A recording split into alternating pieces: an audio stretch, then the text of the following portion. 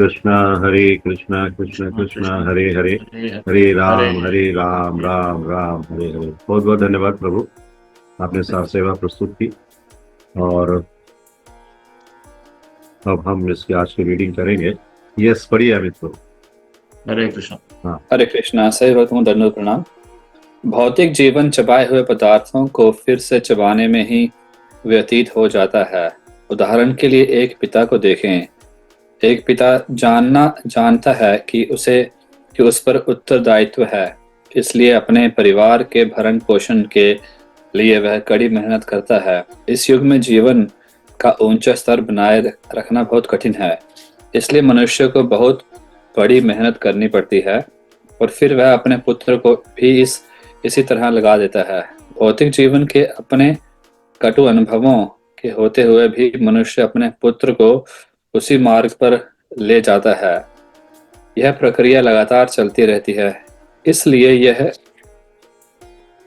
चबाए हुए को फिर से चबाने के समान है।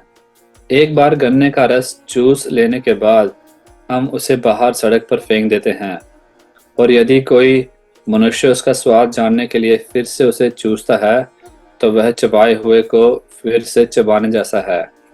इसी प्रकार जीवन के इस संघर्ष में भौतिक जगत के हमारे अनुभव बहुत मधुर नहीं हैं, किंतु श्रीमद् भागवतम में कहा गया है कि मनुष्य रजोगुण से कि क्यों इतनी कड़ी मेहनत करते हैं और उनके जीवन का लक्ष्य क्या है। हरे कृष्णा प्रभु, थैंक यू। आपने बहुत इम्पोर्टेंट पैराग्राफ पढ़ा है ये, जिसमें कि श्रील प्रभुपाद हमें बता रहे हैं कि भौतिक जीवन है किस तरह का। शुरुआत ही उन्होंने की है और बीच बीच में आते आते कहा है जैसे गन्ने को चबाकर उसका पूरा रस निकालकर फेंक दिया जाता है, फिर भी यदि कोई व्यक्ति उसकी मिठास का स्वाद लेना चाहे और उसे उठाए फिर से चूसे तो कुछ नहीं निकलता है। ये भौतिक जीवन इसी तरह से है। भौतिक जीवन चबाए हुए पदार्थों को फिर से चबाने में ही व्यतीत हो जाता है। बार बार जिन कार्यों से हमें कष्ट मिलता है वही कार्य हम दोबारा से करते हैं। ये चबाए हुए को दोबारा चबाना है।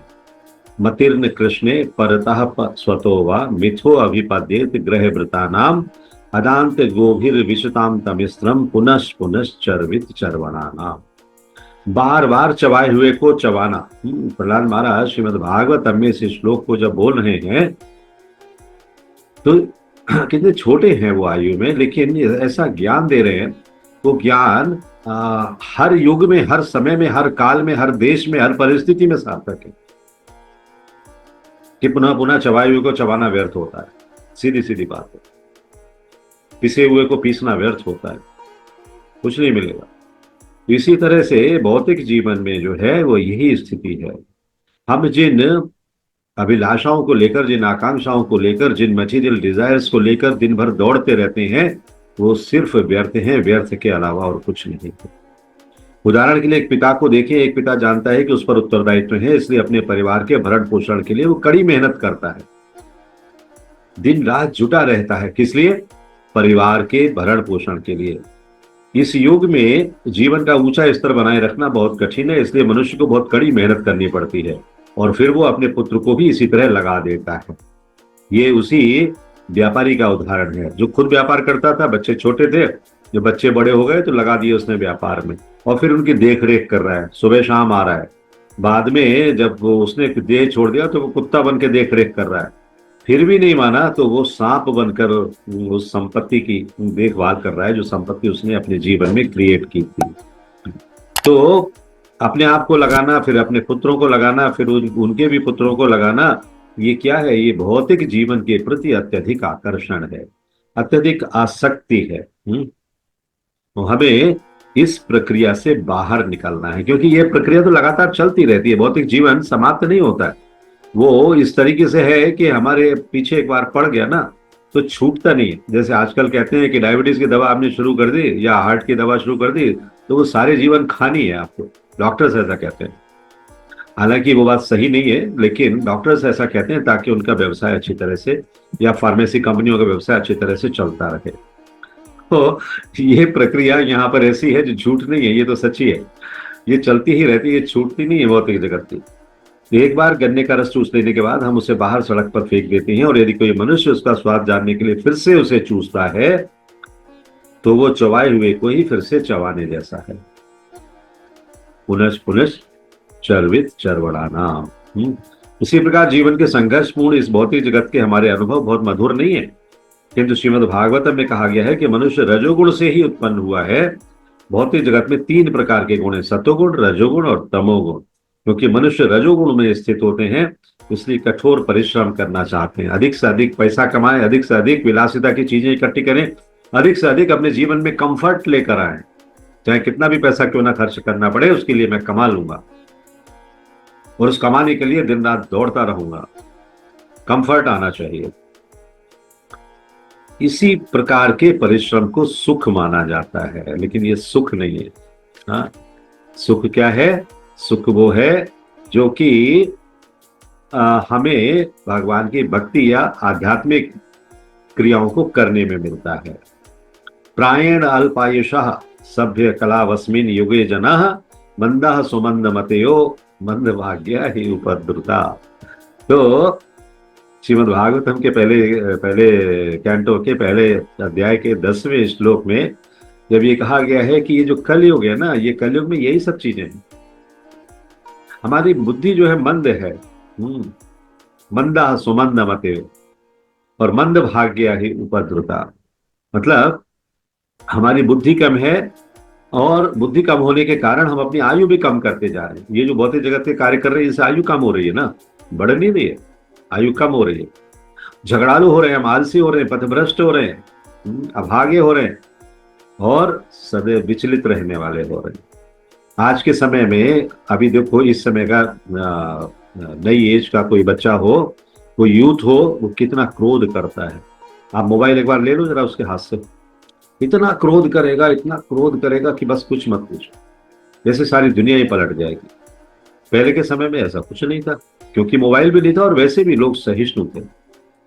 उसके 2 पीढ़ियों पहले के लोगों की अगर आप तुलना करो अपने पिताजी की या पिताजी के समकालीन कोई और लोगों की, घरों में कितने संतुष्टि पूर्वक आज भी वो रहते हैं। कोई समस्या नहीं, उनको कुछ नहीं है, बस सुबह शाम का प्रसाद मिल जाए, बाकी और कुछ नहीं चाहिए। लेकिन अब क्या हो गया है, ये प्रवृत्ति बदल जाने के कारण झगड़ालू होना, आलसी होना, पथभ्रष्ट होना आम बात हो गई, ये फैशन हो गया। तो ये फैशन को हम कैसे ठीक करेंगे, कैसे हम उसको सही रास्ते पर लेकर आएंगे? लंदन में, आपके शहर की बात कर रहे हैं, जैसे मतलब आपके आसपास की, कि लंदन में आप प्रत्येक मनुष्य को कठोर श्रम में लगे हुए देखते हैं। ये सभी जगह है, वैसे यूएस में चले जाओ, कनाडा में चले जाओ, ऑस्ट्रेलिया में चले जाओ, इंडिया में तो देखा ही होगा आपने। सुबह के समय सभी बसें और ट्रकें तेज गति से दौड़ती हैं, और लोग सुबह से देर रात तक कार्यालय कारखानों में जाते रहते हैं। कुछ सुबह जाते हैं, वो शाम की शिफ्ट में लौट आते हैं, कुछ शाम को जाते हैं और रात की शिफ्ट में या सुबह की शिफ्ट में फिर लौटते हैं। तो जाते ही रहते हैं हर समय, कठोर श्रम कर रहे हैं वो लोग। किसके लिए कर रहे हैं भाई? और यही सभ्यता की उन्नति मानी जाती है, जबकि ये सभ्यता की उन्नति नहीं है। उनमें से कुछ निराश हैं और इसे बिल्कुल पसंद नहीं करते, निराश हैं, कहते हैं कब तक करना पड़ेगा, हाँ ये तो बहुत हो गया अभी। लेकिन जिनके लिए करते हैं उनको पता ही नहीं चलता है कि मेरे लिए क्या किया जा रहा है। वो उस पैसे से या उस सुख से, उस सुविधा से एंजॉय करते हैं। दे फील कि बस हमें तो अभी ये मिल गया, हमारा जन्म सिद्ध अधिकार है, हमें तो करना ही है इसको। तो निराश तो होंगे ही, आखिर वे कठोर परिश्रम कर रहे हैं और उसका वांछित फल उनको मिल नहीं रहा है, तो निराश इसलिए होते हैं। सुअर भी दिन रात कठोर श्रम करता है। प्रभुपाद ऐसे व्यक्तियों की तुलना किससे कर रहे हैं? सुअर से। कि सुअर जो है दिन रात परिश्रम करता है और मल ढूंढता रहता है, किधर है किधर किधर है, वही उसका जीवन है। कीचड़ में पड़ा रहेगा, वही उसके लिए एक तरीके से गंगा स्नान है कि बस यहाँ पर हम पड़े हुए हैं, वहीं पर हमें आनंद है, और वहां जो कुछ मल मिल रहा है उसी को वो भक्षण कर रहा है। तो ये सुअर और कुत्ते की सभ्यता है, इससे हमें बचना चाहिए। मानव सभ्यता का अर्थ है गंभीरता, और मानव सभ्यता में क्या हम करते हैं? नाम संकीर्तन यस सर्व पाप प्रणाशनम। सारे पापों को नाश करने वाला नाम संकीर्तन है। प्रणामो दुख शमनस्तम नमामि हरिम प्रियम। ये जो हरि का प्रणाम है वो सारे तापों को हर लेता है। इसलिए श्रीमद् भागवतम में जब ये श्लोक कहकर ये बताया गया है कि सारे पापों को नष्ट करने वाला ये पवित्र नाम है, इस पवित्र नाम को यदि हम गंभीरता पूर्वक अपनी जिह्वा पर रखेंगे, देखो भगवान हमें अनुमति देते हैं कि तुम मुझे नचाओ। हम कैसे नचा सकते हैं भगवान को? हम तो बहुत जगत में, हमारी शक्तियां भी क्षीण है, हमारी इंद्रियां भी अधूरी हैं, अपूर्ण है, हम कैसे नचा सकते हैं भगवान को? तो श्रील प्रभुपाद हमें देते हैं कि आप हरे कृष्ण महामंत्र करो, तो बार बार जब हरे कृष्ण महामंत्र करोगे तो भगवान आपकी जिह्वा पर अपने आप नर्तन करेंगे। कुछ और करने की आवश्यकता है ही नहीं, आपकी भी इच्छा पूरी हो जाएगी। मैंने भगवान को नचाया, देखो मैं कितना महान हूं, मैंने भगवान को नचाया। तो भगवान को नचाओ, उस नचाने में आनंद लो। तो मैं क्यों इस कष्टदायक स्थिति में पड़ा हूं, मैं कहां से आया हूं, मुझे कहां जाना है, ये जानना इस भक्ति के मार्ग पर, मतलब हरि नाम के मार्ग पर आकर आसान हो जाता है। वेदांत सूत्र के आरंभ में लिखा है कि मनुष्य को ये जानने के लिए उत्सुक रहना चाहिए कि वो कौन है, कहां से आया है और उसे कहां जाना है। कृष्ण भावनामृत उन लोगों के लिए है जो इस भौतिक जगत से घृणा करने लगते हैं। जब भौतिक जगत से अनासक्ति होगी तभी आध्यात्मिक जगत से आसक्ति होगी। तो घृणा करो पहले भौतिक जगत से। I hate this material world, ऐसा लिख लिख के चारों तरफ अपने कमरे में लगा लो, I hate I hate I hate I hate I hate. हाँ, तो धीरे धीरे करके वो हेट का जो तंतु है ना, वो अंदर विकसित होगा। सिर्फ आई हेट मत लिखना, हाँ, I hate this material world. I hate लिखोगे तो समझे कोई सामने वाला आ गया घर में, कहेगा अच्छा ये मुझसे हेट करता है, इसने दीवारों पे लिख रखा है। हाँ, तो I hate this material world पूरा लिखो। तो कृष्ण भावनामृत उन लोगों के लिए है जो इस भौतिक जगह से घृणा करने लगते हैं। वे कृष्ण भावनामृत के विकास के लिए सबसे अधिक उपयुक्त प्रत्याशी हैं। They are most eligible candidates to develop Krishna consciousness. Krishna भगवान के प्रति अपनी रुचि को जागृत करना, यही सबसे बड़ा कार्य होना चाहिए इस जगत में, इस कलयुग में, और कुछ नहीं होना चाहिए। तो वे ये जानना चाहेंगे कि क्यों ये लोग इतनी कड़ी मेहनत करते हैं और उनके जीवन का लक्ष्य क्या है। जब आप कृष्ण भावनामृत में आओगे ना, मतलब पूरी तरह से जब प्योर सोल हो जाओगे, तो सामने वाले को देखते ना, बेवकूफ है, देखो चक्कर लगा रहा है, अभी मैं तो सब छोड़ दिया, सब छोड़ के आ गया, अब तो मैं एंजॉय कर रहा हूँ, पहले एंजॉय नहीं कर रहा था। और ये धोखे में ये सोचता है कि एंजॉय कर रहा है, एंजॉय नहीं कर रहा है, ये कष्ट भोग रहा है। तो ये जब स्थिति में हम आ जाते हैं, वो विजय की स्थिति है, वैसी स्थिति है जिसमें कि आनंद ही आनंद है। और ये किसकी विजय है?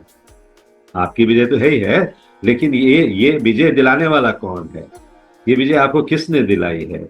उसी ने दिलाई है जिसके लिए मुकुंदमाला स्तोत्र में राजा कुलशेखर कहते हैं, जयतु देवो देवकी नंदनम, जयतु कृष्णो वृष्णिवंश प्रदीपा, जयतु मेघ श्यामलः कोमलांगो, जयतु पृथ्वी भार नाशो मुकुंदा। हे मुकुंद, आप पृथ्वी के भार का नाश करने वाले हो। तो ये आपकी जय है, मेरी जय नहीं है। मैं तो सिर्फ एक टूल हूं, एक यंत्र हूं आपकी कृपा को प्राप्त करने के लिए। तो आपकी कृपा मुझे प्रदान करिए। जयतु देवो देवकी नंदनम। तो हे भगवान, आपकी जय हो। आपकी कृपा से ही हम आपकी भक्ति करने के योग्य बन पा रहे हैं। आपकी कृपा ना हो तो हम आपकी भक्ति भी ना कर पाए।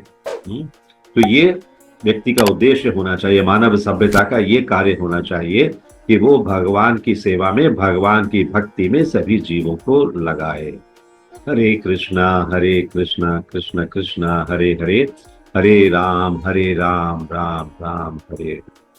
If you like this video, press the like button and share it with your family and friends. If you want to watch more such videos, please subscribe to our channel, and for getting updates, press the bell icon.